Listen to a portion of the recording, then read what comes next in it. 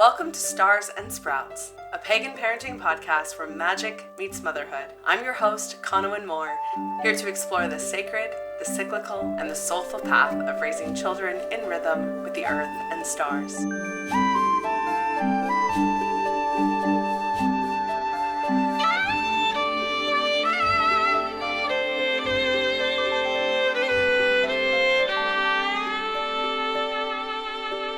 Welcome back to Stars and Sprouts. Hello, Annette. How are you? Welcome to our fall episode. Thanks, Cawnawyn. Yes, I'm so excited to be here. How are you doing? What a season we're in. We're about to get into it, right? Why don't we start off with a segment that we want to start doing here, just to sort of catch up, but also just like level with you parents out there who are listening and give you the real tea. Like, let's sit down for a cup of tea and chat how things have been.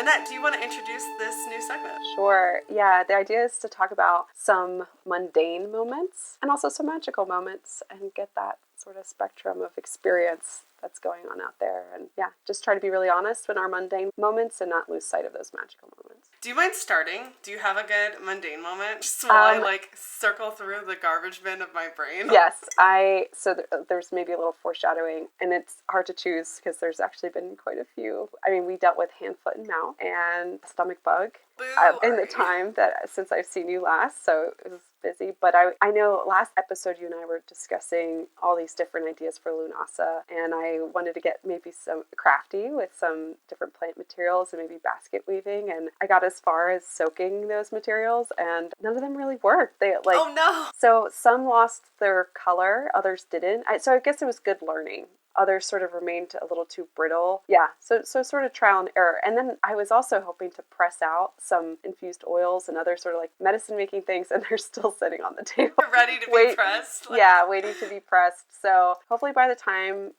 this is in their ears, this will have been pressed out. But the odds are pretty much 50-50. Yeah, that's the reality. It's tough, man. Like, I get it. And I feel like I was so looking forward to harvesting what little plant matter I know of in my garden that I can eat, which is like my blueberries, my lavender, although I don't really eat my lavender, but we do use it. And then my blackberries, and my kids have certainly really enjoyed it. But in good fashion, I had guests coming over, and that's always a good motivator for me to like get something together. So I did make a batch of blueberry muffins that are my favorite recipe I do every year. I did make a batch of blackberry scones with the kids, so that felt really good. And that's it. I guess I did use lavender for a ritual we did for our Luna service, which was great. I was dying to get to a lake this summer. I told so many people, I'm going to go camping with my kids. That never happened. In the realm of your basket weaving you were talking about, it's moments like that I always try to really remember, like, witchcraft and all of this is a practice, and sometimes practice means like utterly failing. And when we think about like beginner's minds, how it's really hard in the moment, but I look back on like when I tried and failed so many times, early skills I was trying to learn, like it takes like, oh wow, this entire thing failed, and now look at me, but we all have to start somewhere. And so just remembering that practice is not perfect. It's not like, oh look, I did this so naturally well. Like, it takes beginner's mind. And so one day you might become a famed basket weaver, and this was the very beginning of your journey. Yes, one day. I have lots of plans for one day. What about you, Cawnawyn? What about you? Any mundane moments that stand out? Oh, yeah. Let me grab my briefcase of moments. No, it's been a similar like realm of sickness here and some family crisis this summer. I think that will definitely stick with me. Some of the stuff we've dealt with. It really makes you so grateful for health and sanity, and also like physical capacity of when we're younger, because looking at our parents go through shifts and remembering that they too were our parents, right? And when that role changes from, us being dependent on them to being independent to them becoming dependent on us is very humbling. And I've had a lot of those instances of reflection lately. So it's been actually a pretty tough summer in a lot of like my private life, and navigating that with kids, trying to figure out what to explain, which I want to do a whole episode or at least a few on like talking to kids about the reality of end of life cycles and grief and crisis, because kids see it, they feel it, they know it, and we've definitely seen some repercussions within our own kids' behavior. A lot of gratitude has come out of this experience as well. So I'm looking forward to some happy family reunions, but I'm also looking forward to when my son is showing a little less of the three-nager symptoms from his growth spurts, because there's been a lot of like, no. I mean, just flat out complete defiance, and I have to give him credit because he's an Aquarius, so it's like, I know, kid, like, I get it. I see the boundary, I see you, just ramming yourself against. And I can't even be that mad, but I'm really sick and tired right now. So there's been a lot of that. And I always come back to it's all normal stuff. That's their job. But man, in the moment, it's so hard. That was my long-winded mundanity. My goodness. Well, there's a lot to carry. You know, I think what you're touching on with the transition, greater responsibility as, you know, becoming a caregiver to our parents. I feel like it's almost like a puberty, right? Like it's like another step to growing up that we have to step into, and it's sneaking up on me. I'm like, you're not old. What are you talking about? Like, you can't have that diagnosis. You can't have that problem. God, as we talked in the last episode, that's still the family unit. Like we're still I'm like, wait, what? Yeah, so rude awakening, a lot to shoulder when we're shouldering so much already for shepherding little people into their bodies. It's always the potty. I'll tell you one funny thing that happened today, and it's funny, and it's also like, oh my God, we're potty training my 2-year-old, and today he really likes his privacy. He's a Cancer, right? He's like, give me space. Like that's his number one. Give me space. Well, we gave him space. We gave him about 10 minutes of space in the bathroom, and he's still in there. And I go in there, and the entire roll of toilet paper had been pulled off and put into the toilet. So it was overfilling and he's just in there, just like pushing it down, and he's all proud of himself. And I was like, okay, we are not ready for this to be in arm's reach yet. Son, you're gonna see me unclog a toilet. Here we go. Well, do you have any magical moments that stand out? So one thing about us being a little bit new at this is I have a touch of a backlog, and I'm like, ooh, what little nugget do I want to bring today? What nugget rises to the surface? Okay, well, in context to what we just talked about, it's deeply unfortunate. Okay, but I actually kind of wanted your opinion if you think you want to hear a little plant magic story. I want to hear a plant magic. Don't we want to hear? Oh my gosh, how long is this episode? Just thinking about a magical sort of ancestor child moment. Please, I want all of it. Right, guys? Right, everyone? We want it all. Okay. I'll start with the plant story. So, as you know, Cawnawyn, I have been on this like roller coaster of discovery. Somewhere along the way, I was YouTubing relentlessly, and I found this herbalist who I really liked the way that he spoke, and I heard his origin story a couple of times. Every single time he told this story, he talked about the first plant he was introduced to, elecampane. And every time he spoke about it, it was the same words, kind of almost like an incantation. Her name is elecampane, and she has a bright yellow flower and a deep resinous root. And I kind of, that's in the back of my mind, and I'm with my friend and sort of somatic therapists, I guess you could call them. And in their backyard, they had elecampane growing. And I knew it from pictures. I had no idea how big this plant is. It's taller than me, and leaves are huge. So I was totally like enamored with this plant. I'm like, whoa, this is elecampane, And so we're doing this sort of therapeutic meditation session, and I'm supposed to be thinking of heart-based herbs, but of course elecampane comes to mind, and I'm just sitting there thinking she has a bright yellow flower and a deep resinous root. And somewhere along the way, a thought came to my mind about, the way that I see myself, and it was sort of like being shown on the canvas of my mind, like a movie of I see myself in this way that's defined by all these like human systems that I don't really agree with anymore and like really don't want to participate in anymore. But like my sense of self, the way I name and dress the avatar, that's like me bumping around in my brain, it's all in context to that. And being shown this so clearly and at like a distance, it felt like I could put it down, or I could unwind it, or I could just sort of like let that go. And what's so amazing about this is that the herbalist talking about elecampane, it's actually really highly regarded expectorant. And so it's really more of a lung working plant. But many cultures regard the lungs as where you store grief. And his personal story was about undoing this spell upon himself of like thinking that his body wasn't sort of like worth working on. So again, like these notions of identity, right? And kind of helping us maybe unwind the aspects of the identity that are holding us back. My somatic coach and I, how we met was in an herbal course informed by the Choctaw tradition, which associates herbs to different animals. And so we were trying to guess, like, is it wolf medicine? Is it turtle medicine? And we looked through the notes, and it's butterfly medicine, which is the most like profound identity work. So it just was this really great moment of kind of triangulating experiences, all pointing in the same direction. You too can have all the guidance and messages you need from the plants just by turning your attention towards them. I mean, this was really just a matter of having elegant paint on my mind for a couple of days and then saying hello and then sitting down and thinking. So powerful, so awaiting, you know, you're just ready. Oh my gosh. Well, and of course, stars. So and I was so sprouts, excited to tell that. That's my magical I'm moment. So glad. Now, of course, it's making me think of astrology. Oh, is it? Oh yeah, totally. I've noticed that like a lot of people have been going through this sort of unraveling, unwinding. We've even talked about like some of the spiraling effects. And yeah, I think a lot of it, the seed of it is an identity. But if you consider that the nodes right now, which are our collective evolutionary path, are in the signs of service, which are Virgo and Pisces.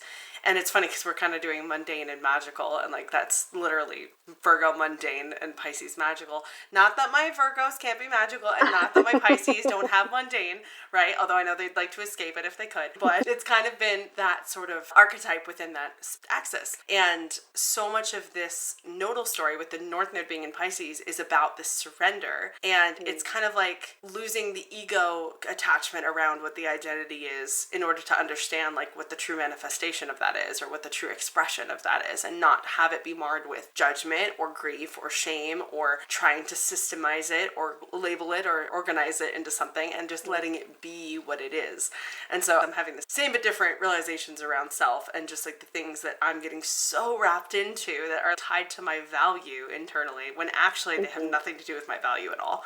And so how do I let go of that? That's the South Node, right? This is why we're stars and sprouts. I love it. Okay. So Kana, what about you? Any magical moments that you want to share with the group? Yes, I do. So there's been some really good moments with my kids in preparation for things. Like it takes a lot of work to prepare for a ritual, for a family to come. I think that I've had these really lovely like gasps of just like joy and relief and surprise, frankly, at how ready my kids are to pitch in and help, even though they don't even quite understand. Like my 2-year-old doesn't quite understand the magnitude of like somebody's coming over to sleep over for the night. Maybe he gets parts of that, but like the whole concept isn't quite there. But the readiness and the joy and the enthusiasm to just like, mom's doing something and we're gonna do it too. This is my sprouts moment. Okay, so I'm not one to work outside. Work and outside don't usually go together, but this year I've made a concerted effort to find devotion through pulling weeds, because guess what? I live in an area where there are just a crap ton of weeds everywhere. And I was just getting annoyed by looking at one of them because, you know, my aesthetic brain was like, that's not right. And it was another blackberry bush. And so I get my gloves and I go over there and I pull it out, and then I just start pulling at more weeds. And I'm like, okay, I guess with my 20 minutes outside, this is what I've decided to do. And my kids just like pull on their gloves. They are so excited to get their hands dirty and help me. And I offer this work to the Morrigan. It's always the Morrigan. Whenever it's tough, it's always her. She gets all this stuff where I'm like, I don't want to be doing this right now, but I'm doing it and you get it, you know. Because I really am a firm believer in the mundane work is magical, and like that level of devotion and practice. That is my offering, right? I don't have time to sit and make like grandiose rituals and feasts and offerings like with that way. Although when I can, I do. But for me, it's honestly the things that I don't really want to do that are helping the environment, serving, or also teaching, that it caused me to go outside of my comfort zone. Like that, I think, is a greater act of devotion. So that's what I offered. And we had a great time. We had a solid, amazing 20 minutes where we were laughing and pulling weeds and we were all working together. My sons were being like just so supportive of each other. And my eldest was just like so nice to me. I mean, like, good job, mama.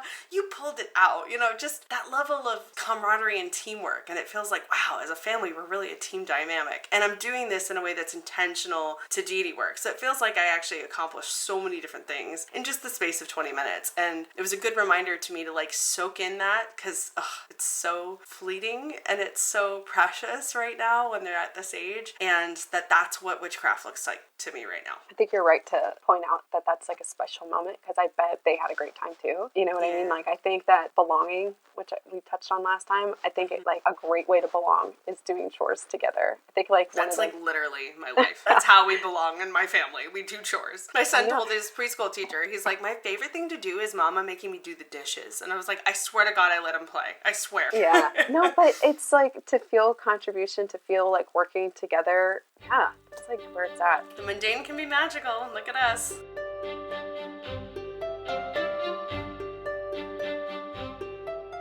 Well, why don't we face our sights forward? I'm excited. Yeah, I mean, entering into the winter time, obviously, but also the introspection where we live the wet season, the darker season, which I find really exciting. I think I really like it down there in the underworld. So there's a lot of feeling of anticipation. There's like a feeling of New Year, I think, at this time, which is so funny because then we have like the calendar New Year, and then also, like, is Samhain the New Year? The spring is like, oh, no, new. Like, so we have many New Years, I guess. But the end of harvest, the prepare for the next year, the start of the school year, that all feels like an important nexus that we're on. What about you? How do you associate this time of year? To me, fall equinox feels like an arrival. In the Pacific Northwest especially, like, it's probably raining, but I get to enjoy it right now because it's fresh and new. It's kind of cleansing. I'm inside the comfort of my home. I have my beautiful, like, fall aesthetic vibe. I have my cozy drink. I have the cozy TV show or movie and the blankets and all of the sensual, like, textural things that I just want to cozy up. And it feels like, okay, I can arrive. And actually, it's something that I've been experimenting with in my own practice because I started working with Hades and Persephone last year. Of course, this is when Persephone returns to the underworld, as we all do in the Northern Hemisphere. And I realized, like, there's kind of a romance here, which of course there is. We're talking about Libra season now. Libra is very romantic, is about partnership, and it happens to be when my wedding anniversary is, as well as my husband's birthday. And so I was like, you know what? I think this year I am just gonna go like balls to the wall, romantic fall. Like, that rhymed. I didn't mean it to, but gosh, what a poet. Wow. She's around my first spell for fall. But I just want to like unapologetically like just be as romantic as possible. Romanticize my life. Like, it's true Pisces rising fashion. Here we are. But I have a harder time with fall, as I think we talked about. Like, I am a very summer child. I am a child of the sun, Leo. But in the fall, when the rain comes, there's something about the coziness and the beauty of the trees changing and just like the beauty of where we live and a gratitude for that and a space of like, we're here. Like, the rhythm has begun. And so that kind of peace too and harmony, right? Very Libra.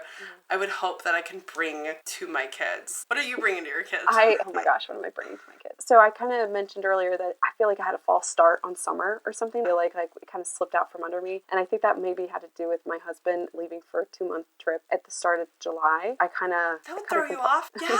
I kind of compartmentalize when he leaves. Way to go, mama. Holy crap. Hashtag military spouse. But anyway, he came back 3.5 weeks early. So he just got back. Now my mind is thinking again about schedules and routine and like the future. I think because I wasn't really in that mindset for the latter half of summer. My husband and I, our favorite month is October. So like there is something about that fall feeling that is just, I wish I could, Everyone wants to bottle it. I was going to say bottle it, but I'm like, no, that's so capitalist. Like, but like, I must set it free.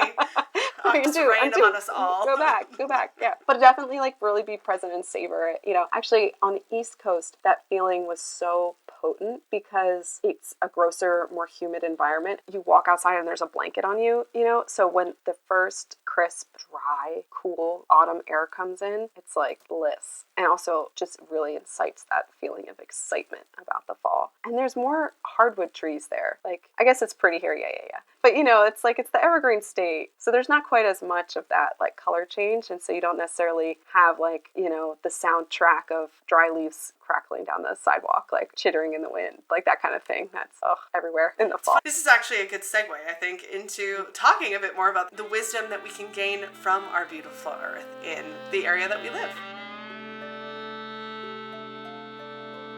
Right now, I just keep relentlessly seeing wild lettuce. So I have like a bit of a commute on the highway. And when you were talking about pulling the weeds, I'm like, oh, I bet I know all those weeds by name. But so like if you're driving on the highway and there's like, this a massive expanse of pavement and there's medians standing up in the middle to, keep you ideally safe from the opposing direction and, whatever. And right there in that tiny, really improbable crack, there's always something trying to grow. A lot of that on my drive has been wild lettuce, and it does not look aesthetic. Your aesthetic mind would be like, that's not supposed to be there. Venus and Leo says absolutely not. It says absolutely not, yeah. And I am like, that is the most beautiful thing I've ever seen because it is like against all odds growing there and kind of thriving, and it's such potent medicine. So wild lettuce is considered hypnotic. If you like score the spine of it, or if you like crack a leaf, you'll see a white ooze latex. So actually, if you have a latex allergy, like be aware Don't of do that. that. That is, yeah, exactly. It's in this plant. And so if you want to make a really potent medicine, you can just harvest these like drips of latex, but otherwise you can just take the whole like aerial parts of the plant and make a tincture out of them. And it can have really powerful impacts on certain pain symptoms and sleep symptoms. Don't go experimenting with this and then like drive heavy machinery or anything. But I think seasonally what's always true is a turning back down into the roots, right? Like the aerial parts for many plants are going to become dormant, or, you know, in the case of those trees, like just totally fall off, and plants are going to send a lot of energy down into their roots, or, you know, die. So like some plants don't necessarily come around season after season, you know, or some are biennial and they might be at the end of their 2-year cycle or whatever it might be, different plants. But the roots, like what are you sort of setting up for next year? How are you conserving your energy? That's all really potent right now as the days start to get shorter and then the nights start to become the longer part of each day. I really feel like the wisdom of our ancestors are so echoed now. Being somebody who's very new to so much of the plant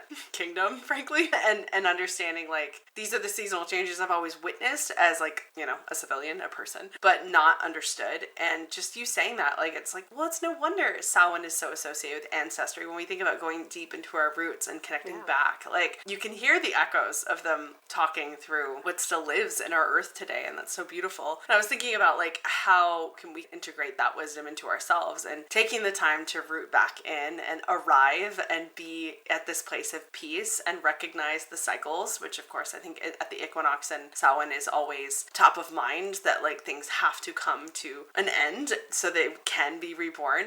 And short of death, right? Even thinking about being so aerial, being so outward expressive, this is reflected in the signs as well, or the winter half of the year is that time that we can allow ourselves that space. And it's so easy with the holidays and the way, you know, of course, capitalism and marketing works, that we think like, oh, this is a very busy season, we should be out there doing all these things. And so often aren't we so left with being sick and overtired and burnt out completely, when really it's like nature is inviting us on this journey of like, okay, you've been so expansive. What happens when you turn inward? So many people don't want to listen to themselves, don't want to listen to that inner dialogue going on. They would rather drown it out with noise. And so what happens when we have the courage, the bravery to like look inside? We transform. Very Scorpio, right? But the whole notion of turning like into our roots is full of good potential, good juice right there. I guess one big harvest, right? Like one last big push of work, right? And then take it home. And that abundance mindset too of like we're gathering what we need for the winter, and like times might get hard. Like times are always going to get hard. You can't decide this is how it is going to be forever. It's going to be perfect. Like the harmony in and of itself. Actually, I've been thinking a lot about this is with the whole Egyptian, you know, curiosity journey I've been on. But the concept of Ma'at, right, as a representation of justice, of harmony, and how there's movement in that. Like it's not just this crystallized thing. The scales aren't just balanced forever. They're always in flux. They're always in motion. And there's a recognition of abundance and gratitude and what we have and what we've harvested, with this knowing of, and the cycles will end, and we are facing cold and death and endings that both can exist. Are you seeing that reflected also in the astrology? Yeah. We've entered Libra season, right? This is a cardinal season. This is a Venus-ruled sign. This is about harmony and balance and justice. Venus in her air expression. So this is going to be more imaginative, curious, communicative, thinking of ideas, of ways of connecting together. Libra is also kind of the sign of, I think of it as like the you and me, the reflection of what relationship is. It's looking outside of ourselves. Now, in its shadow form, Libra can be completely being dependent on others for all decisions, for all the needs needing to be met. It can also look like catering to everybody else's needs all the time, trying to maintain that sense of balance and harmony at whatever cost. And what ends up happening is an erasure of self, because now the independence, when we try to do it all ourselves and not take care of our bodies, like that can happen. And the Libra energy can get really lost in, well, what does everybody else need? It has no basis of its own opinion or its own drive, like motivation, personal inspiration. That's why its opposite is Aries, which is entirely self-focused. It's all about the me and my drive and my mission. So when we have this axis, it's our job to balance it, which is remembering that other people do in fact exist and they are important, and we do care about maintaining relationships because we learn from these relationships, they add value to our life, and not to let those relationships absolutely run the show and that we erase ourselves in order to cater to everybody else's needs. And Libra in its highest form is what I was talking about with that Ma'at concept of there's harmony, there's justice, there's an understanding of greater powers. Like when we think of a judge, they're able to detach and see all sides and make a judgment that is best for all people, at least as much as possible, right? You know, we're coming to a consensus. It's a compromise more often than not. So not everybody is 100% happy, but there's fairness within this. And in that, there's beauty. So if we're looking at Libra season, it's, oh wow. Let me tell you guys. Okay, so we have all these big power planets right now in air signs. We have Pluto in Aquarius. We have Uranus in retrograde at 1 degree of Gemini. So in an exact trine to Pluto. So it's new, revolutionary, moving forward, new ideas, new inventions, new things. We never had this when we were kids. Our parents never had this, like that kind of overwhelm of like, I didn't know I had to even worry about this kind of thing. And now suddenly there's this fear or this way that kids are learning in school. And there's a struggle to keep up with just the massive amounts of knowledge.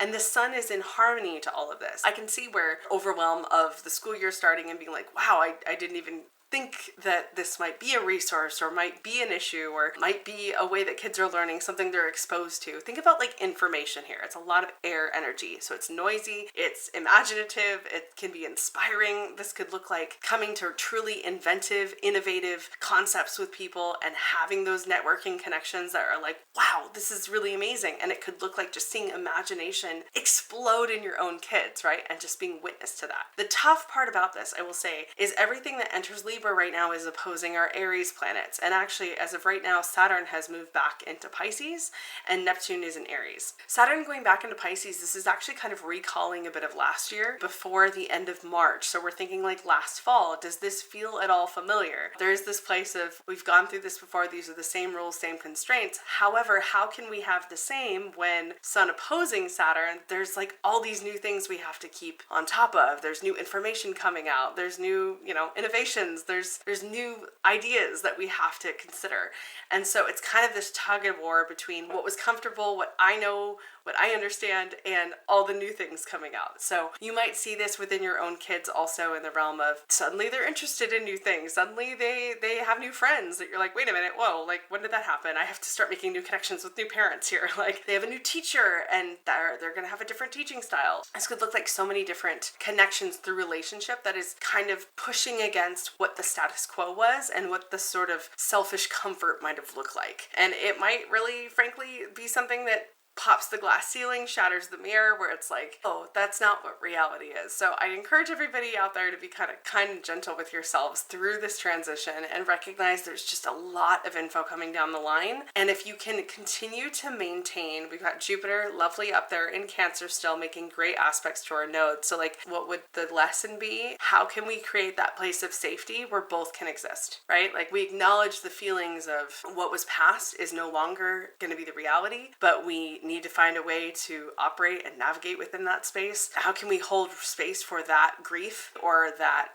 fear, that caution, as well as hold space for the excitement and the awareness that it takes to keep up with this day and age? Let's turn to Jupiter here and like arrive together. It is so fun to talk about astrology in a parental context. You realize like I never get to talk about this. So forgive me for like going off. Is it something that you do just by yourself and you don't get a chance to talk about it? Like in a professional context, I'm usually never talking about like, as parents, we need to think about this unless someone asks me point blank. I think I've only had maybe 2 or 3 people ever ask me a child related question, but I use it for myself very often to kind of navigate, especially when anything's in the 5th house of kids. Like if you have transits in your 5th house, it's going to be your kids. So look out for those, find out whatever your 5th house is and find out what planets are going through there or making aspects if you have planets in there, and that can guide you to how things are going to operate with your kids, or you as a child to your parents as well. And then fourth house would be another one for like looking to transits there and aspects to your own planets in the fourth house, whatever that sign is too. That's your home life. That's your sanctuary, you know. Partnership would be the seventh house, right? Sixth house would be the mundane day-to-day activities like going to school, going to work. So that kind of stretch of 4 through 7, those houses are very much the home front.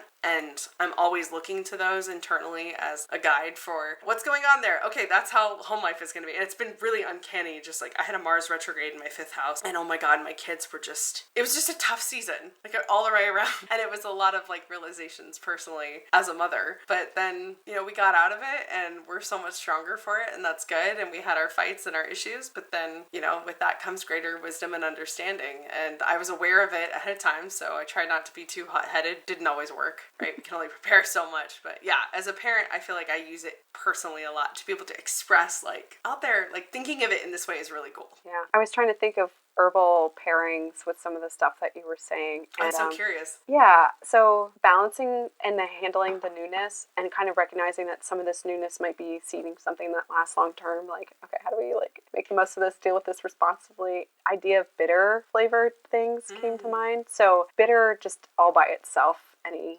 that you taste that's bitter is going to have some impact on your digestive system. So like kind of literally like help you assimilate whatever it is you're dealing with. Bitter is also a good exercise to make other things in life more palatable. You can kind of train your palate. So many bitters have nerving properties. So their notable actions may actually be on the way that you're sort of feeling emotionally or neurologically. Motherwort came to mind, an apt name for this group. So that's a pretty bitter plant. I know one of the teachers I have describes it as, you know, sort of around its seeds, it has these spikes. So it brings to mind that sort of like protective mother type, you know, that same herbalist likes to say that this helps you with your boundaries and your ability to say no. My experience with it, I was working with a lot of like heart-centered herbs that were like maybe more soothing, like hawthornberry and linden. And then I turned to motherwort and I just felt so happy. It perked me up and it gave me the support I needed. And if you're like, look, there's enough bitterness in my life, I don't really need to like go looking for it anywhere else. Rose petals are, you know, if you steep them long, they'll be bitter. They'll also be astringent. Astringent's kind of that like effect. And I really feel like anything that has that astringent effect, which is going to help improve the like integrity of your tissues, is also going to help improve the integrity of your boundaries. And then there's these fun added aspects about the way these plants grow. Roses have thorns, and in the wild will grow sort of like in a briar kind of way, umbrella over themselves, and that's often a pathway for like soft little furry creatures. So there's all these like layers to protection that you see in the way that the plant grows and behaves itself and how it can behave in you. But you know what I like to do is I like sage, and I'm telling you, I take it out of my cabinet, my dried sage, and I shake it into my mouth. Oh my gosh, no way. So I was looking for a desperate cure for some like rising anger type resentment stuff right after I'd given, I think I was in just like this hormone cyclone, and I just like couldn't break that habit of letting the anger kind of come up, you know. And I tried some fancy stuff, herbally speaking, and shaking the sage into my mouth was by far the best. Sage can be a little drying if you're breastfeeding, so like if you're struggling for every last drop of milk, you know, maybe don't do that. But I would just say do it and drink a lot of water. Like, so what does it taste like? What does it actually taste like? Is it like heckin' bitter? Sage? Yeah. Yeah, I mean, it definitely has bitterness if you make it into a tea, especially the stronger you make it, the longer you let it steep, that kind of thing. But it tastes like, you know... Like a plant? It tastes like a plant. It tastes... Well, so it's an aromatic plant, you know, so it's in the mint family. And it's surprising that it has sort of like a calming, grounding, like lowering effect, because it's a pretty hot herb. Actually, I have oregano, same family, that is from the garden that like burns my tongue. It's so high in volatile oils. It's amazing. It's so great. And probably other things too. But yeah, so it's going to taste like sage. It's going to taste like medicine, which I enjoy. I love that stuff. But, you know, maybe not everybody else does. I would love to hear if other people are shaking sage into their mouth, though. I really can't recommend it. Dealing with kind of like... And of course, like out there listening, please use your discretion. Like, you know, we're not doctors prescribing. Oh yeah, let me give the let's not hold Annette liable. Yeah, absolutely not a doctor. As far as licensure, there is no licensure for herbalists in this country. Oh wow.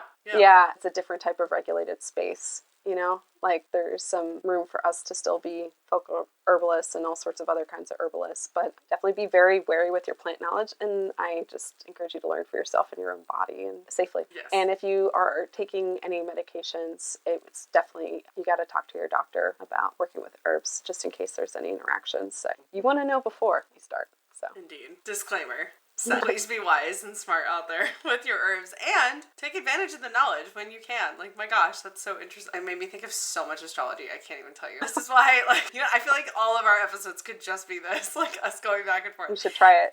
Right? I know, we could literally just riff off each other for a full episode. Stars and sprouts reloaded. But what you were saying with Sage too, what I liked about it in terms of the energy, right? You mentioned neurological at one point, like the bitterness being tied to neurological. Air signs in general, and air, I mean, we're gonna be dealing with a season of air, guys, because we've got Mercury, eventually Venus will make it in there, so much in the Libra signs, and then we have these major power players in Gemini and in Aquarius, so all air signs together. And neurologically, anxiety-wise, like, that's kind of where these signs really struggle, because everything's kind of up in the head, and we're firing neurons, and we're anxious and excited and bubbly and blah. And then Saturn and Neptune just feeding the fire there, like, into that. But what I thought was cool about the Sage was just, there's, like, a shock you're talking about, too, almost. Not, like, shock to the system necessarily, but it's, like, a total pivot point, and that is so Uranian to me, where it's like, let's introduce a substance that we're not expecting, and we don't know what the taste might be. You know, like, in my case, I'd be shaking sage into my mouth going, what's this gonna taste like, you know? And it has this, like, reset effect. You know, whether you take this herbal advice, whether you do an activity. I mean, you even mentioned your somatic therapist, who, like, I'd love to talk to, because somatic exercise, like, I feel like those resets to the physical system are so beneficial. And a lot of people don't even know, like, just the benefits of jumping around. I just did a bunch of somatic exercises with my trainer, who I am going to interview on this podcast. That can be so transformative in our day too, just taking that extra moment to, like, move our body in a crazy way or change our thought pattern and reset the system in order to feel more balanced, even though it was something wild and crazy we just did. Yeah, I will say it, like, if it's anything that involves 2 steps, I'm not going to do. I'm just not going to remember to do it. Yeah, so I noticed that with some of the exercises that I was given, like, at different centering practices, I kind of thought about it conceptually here and there, but, like, actually doing it, like, oh, it didn't really happen until they told me to lean back. That was one that I could do because, again, I'm, like, always in my front of my body, you know, thinking and latching onto things and trying to think and feel into my back body. And that's also associated with ancestors, which I think is great at this time of year. So, you know, we talked about getting into the roots and putting energy onto your roots. Always a good idea to ground, you know, and feel that great and sacred and holy ground, like, under your feet all the time, just there waiting for you, and in a very physics nerdy way, always pushing up to you. But also, like, think it to your back and think about all the ancestors who have their hand right there supporting you. Yeah. Yes.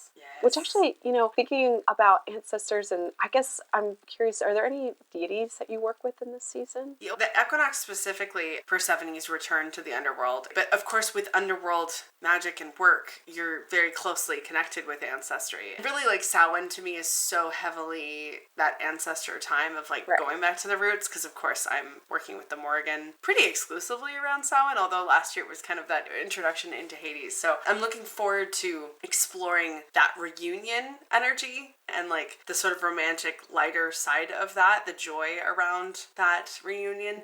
And that can, I think, easily extend into, let's reacquaint myself with ancestors, right? So I'm feeling your romantic fall, and I want that too, but I'm just cracking myself up because I'm like, Persephone and Hades, I'm definitely Hades. My husband is definitely Persephone.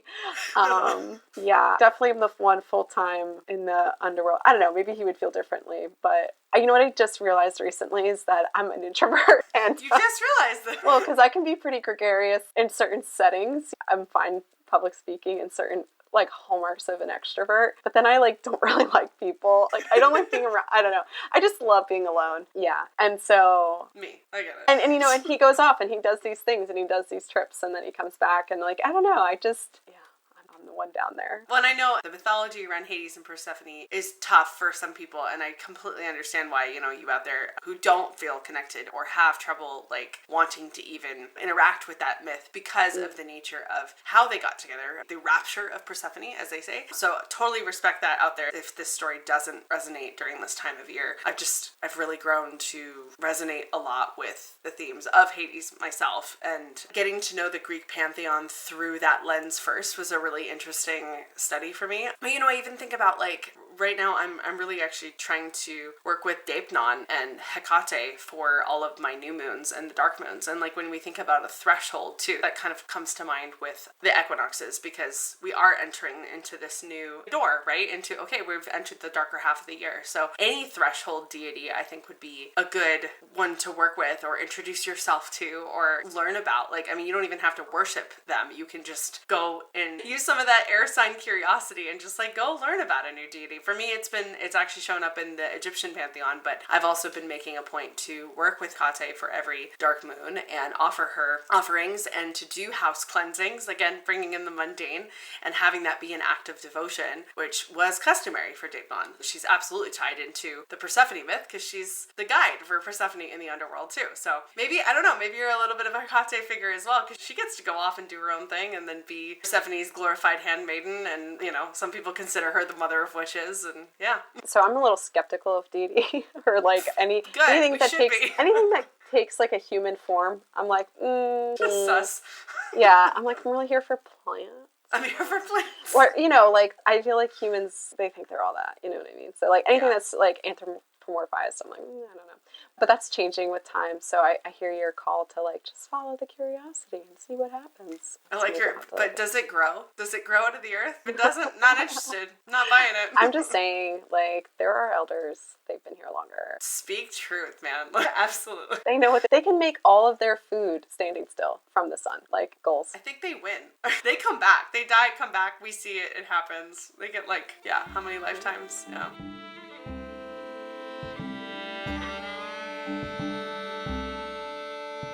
Well, I'm looking through some of my resources for Mabon / the Equinox. You guys know I use a couple different resources and I love these. This is Circle Around by Starhawk, Diane Baker, and Anne Hill, as well as Celebrating the Great Mother by Kate Johnson and Maura D. Shaw. There's stories you can read to your kids. That is something actually I've really tried to make the concerted effort to tell stories from my imagination, my brain, to my son. But the idea of reading a story together, say around a fire or with, cups of cocoa or playing music together and just singing is something that I want to really bring into the culture of my family.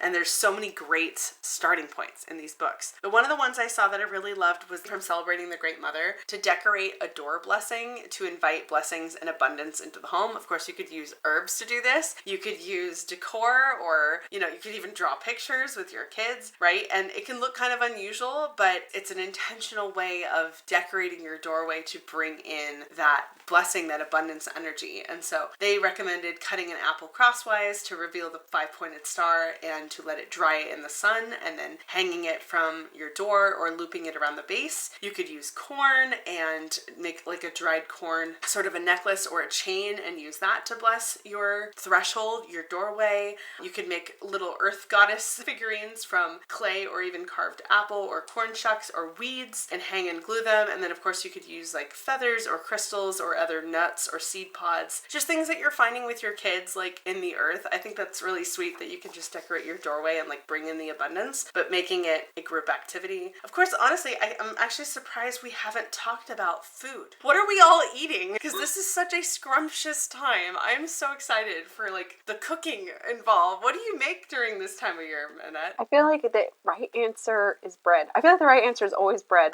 But I've been trying to be gluten and dairy free for a while just to like see how that feels. So I'm like, that's not going to be bread. No! Yeah, let's see. I mean, but the spices, apples. Yeah, spicy. So spicy. I love the apples. I like to have like 1 or 2 a day. So in this state. Yeah. So maybe actually being seasonally appropriate as well. That's good news. I would love to eat exclusively seasonally, but we're not there yet. I feel like you can't say fall without saying pumpkin spice, but let's see. What's actually in pumpkin spice? Ginger, nutmeg. Nutmeg's a really fun. Clove? Well, obviously a lot of cinnamon. Yeah. Maybe a little allspice. Right, there is. No, I don't really understand how this is the case, but it's like a hallucinogen. I think. I believe it. Actually, that makes sense. I want to say. A story there. I want to say our friends at Bonfire Babble did an episode on flying ointments, and that might have come up there. Yes. It's a fun deep dive if you're interested. Let's see. We're all interested. We're all witches. We want to know how to fly. Yeah. Cinnamon is amazing herbally, and there's different kinds of cinnamon, but it's warming. It's demulcent. So if you take cinnamon and you just stick it in some room temperature water overnight, come back the next day, the water will be maybe just like a slightly thicker, but because it's also astringent, it's mostly going to want to glom to itself. And so then at the bottom, you'll have like a cinnamon goo. Whoa. At the bottom. Can you so make that's anything moistening. with cinnamon glue? It's not going to be sticky so much as just jelly-y. So it's less craft, more science project? Yeah. I guess it doesn't gel things up the way like pectin, apples, does when you're making like a pie or something like that. But it can bring that demulcent quality to you, so like really soothing on a sore throat and hydrating. And it has been known to help with managing blood sugar. Again, not a doctor. Look it up.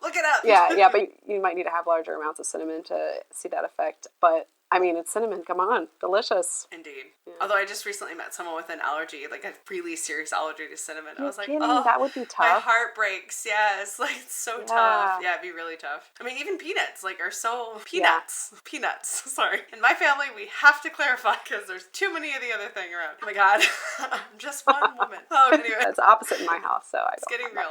And that was where I grew up, so I'm like out of my element, but we're catching up. We're getting used to it. Surrounded by peanuts. Surrounded. Like, it'd be so difficult. I'd be lost. Yeah, man, apples. She tries to segue to apples. We started this episode with like poop in the toilet, and now we're here. Like, look how far we've come. It wouldn't be a parenting podcast without it. It truly wouldn't. Like, that's what I keep telling myself. Right, guys? Right, everyone listening? Oh Cawnawyn, I'm going to abruptly transition to a ritual I want to be a thing. It's actually not even a ritual. Let's abruptly transition. I need it. Okay, because I'm already laughing. I've been really just wanting a drum so bad. Oh my God, you need a drum. I need a drum, but Cawnawyn, do you know which drum I need? I mean... Do you remember the one I texted you? Oh my God, that one. Okay, listeners, we need to pull resources because I would really like to have this $4,000 7-foot across drum. I want it so badly. No, I ricochet your child off of the drum.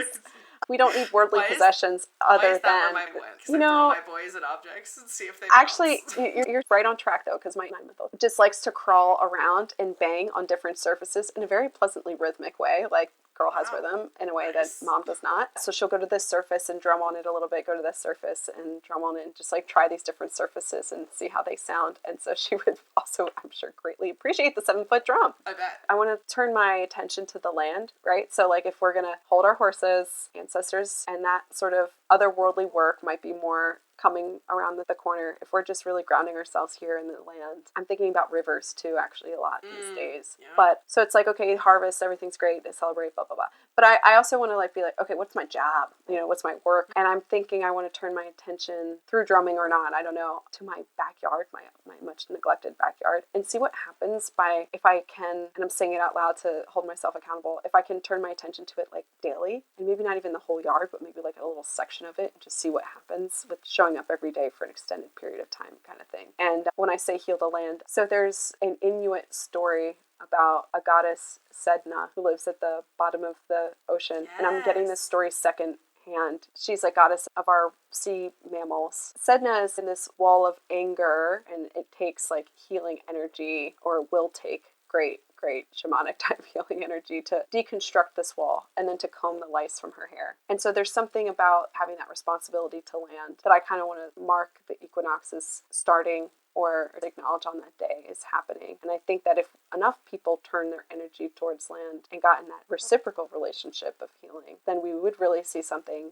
profound. Like, I know Rosemary Glasgow, sort of the grandmother of herbalism in the United States anyway, talks about being called by the plants. Like they just told her, like, they come this way. You know, I feel that really strongly. And so I kind of want to give that energy back in the hopes that if we're all kind of bringing that attention to the earth, that it's going to pull more people in and bring more attention to the earth. Does that make sense? Okay, I have chills that you're talking about this because you said Sedna, and I was like, oh, I know her. Oh, really? Her, okay. but like, I know of her lore a little bit because what's she up to in the skies? She's conjunct Uranus on the day of the equinox. Like, she's part of that grand air trine. Exact. Like, I have chills. And what I love what you're saying, it's like when we consider the connection to Earth, right? Like the Earth calling us. What is Uranus? Well, first of all, it's like a fool's journey card, right? Like stepping into something unknown. I also, it's not technically attributed to the Tower card, but I really feel that the awakening energy of Uranus, but also the like complete collapse in order to rebuild, that crumbling apart in order to progress forward. And so it can feel like a Tower card. But if we think about like what an enormous breakthrough it would be if us as a humanity, as a society, as a collective, as humans, were to shift our perspective that way. And those tectonic plates like moving in human consciousness toward that awareness, like what breakthrough we would have as a society. I'm very hopeful that that is what this Pluto and Aquarius, this Uranus and Gemini might be bringing us.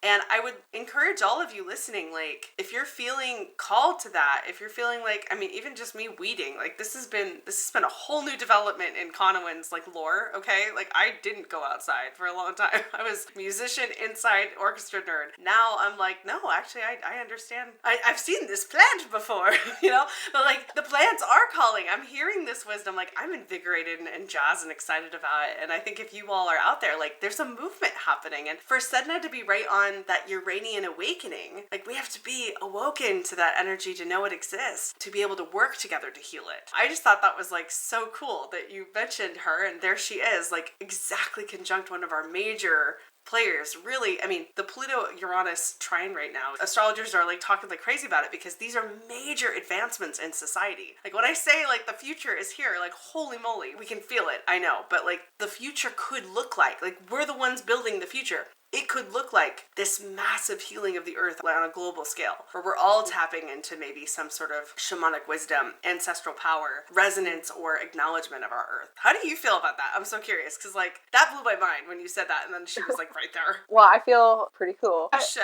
You're so cool. Magical. Take the win. No, I mean, it's like so validating, right? And it's so nice to get those validating moments every here and there, right? Because we're just out here like making shit up. But no, I guess really good intentions. We're making shit up. No, two things. One, it makes me think about like, oh, okay, well, if that's really the case, then not only do I think I really have to like religiously now do the thing I said I was going to do, but it makes me think like maybe there's something specific about oceans too, if that's specific, you know. And the other thing I was thinking about is like, I don't want to actually learn astrology because I think that I get in my own head and in my own way too much, that if I became like fluent in reading these kinds of things, I will stop feeling them. And so I kind of not stop feeling them, but like as somebody who is very much in their own head, I thought you were going to come for me a second, and like I was going to be like 100% yes. Like I literally spiral so hard looking at charts. Like, oh my God, it's sometimes I wish I could unknow so many things, but the magic to me, it only gets stronger because you see so much, you see so many charts, you see so many combinations that when one does click, it's like, holy moly, the odds of that are like crazy. When you start really understanding the archetypes, and I'm sure you feel this way with plants too, where it's like the deeper you go, the more profound it is. Like it just gets richer, you know? Yeah, that's true. I like the image of me being like an antenna of like, I'm feeling this today, and you tell me like, aha, yes, because of XYZ, and I'm like, whoa. And I'm like the satellite communicating down to the antenna. Yes. I'm like, what do we do to heal?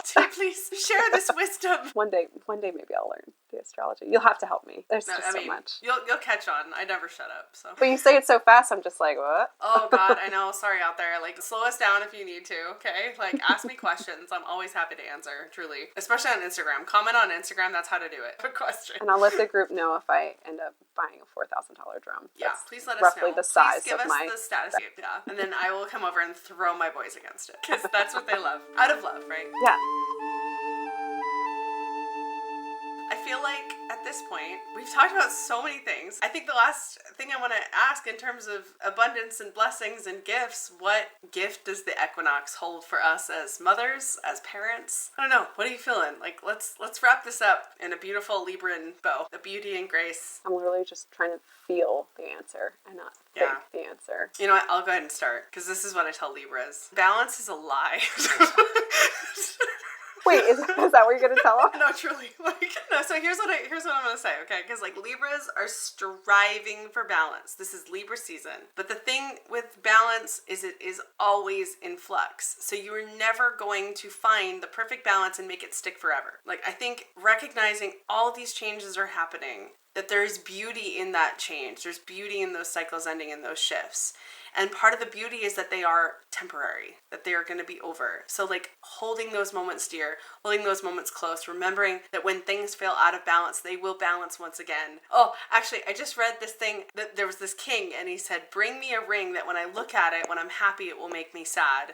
And when I am sad and I look at it, it will make me happy. And they, long story short, they found the ring, they presented it to him, and on the ring it says, this too shall pass. And so in all those happy moments, that will not last forever. But as also the sad moments will not last forever. And so that balance, that striking the perfect equilibrium will not last. So don't hold yourself to that impossible standard of keeping things in check all the time. Remembering that it is a process, a journey, it ebbs, it flows, and it will never just stick. So don't make yourself into this perfect thing that has to be that for everybody. And it's okay to be out of balance. We're always striving for it, but it's nothing that you have to arrive at and be perfect at. So balance is a lie. And any of my really close friends who I chat all of my astrology back and know that I'm always striving for it, but I hate it. I hate balance. Libras, it doesn't exist. Sorry. Just like Virgos, perfection doesn't exist. Sorry, not sorry. Here we are. Balance is a lie, but we can appreciate the beauty of it when it's there. I love it. We could end there, or I want to know what you think. What's your gift? What's our gift from Annette gonna be? Oh, okay. What did the plants tell us? Well, I was actually thinking about the